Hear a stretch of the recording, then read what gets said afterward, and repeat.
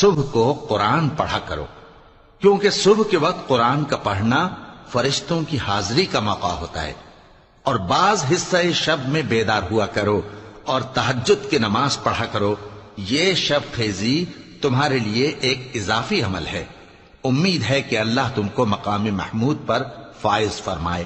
اور کہو کہ اے پروردگار، مجھے مدینے میں اچھی طرح داخل کیجو اور مکے سے اچھی طرح نکالیو، اور اپنے ہاں سے زور و قوت کو میرا مددگار بنائیو، اور کہہ دو کہ حق آ گیا اور باطل نابود ہو گیا، بے شک باطل نابود ہونے والا ہے۔ اور ہم قرآن میں وہ چیز نازل کرتے ہیں جو مومنوں کے لیے شفا اور رحمت ہے، اور ظالموں کے حق میں تو اس سے نقصان ہی بڑھتا ہے۔ اور جب ہم انسان کو نعمت بخشتے ہیں تو روح گرداں ہو جاتا ہے اور پہلو پھیر لیتا ہے، اور جب اسے سختی پہنچتی ہے تو نا امید ہو جاتا ہے۔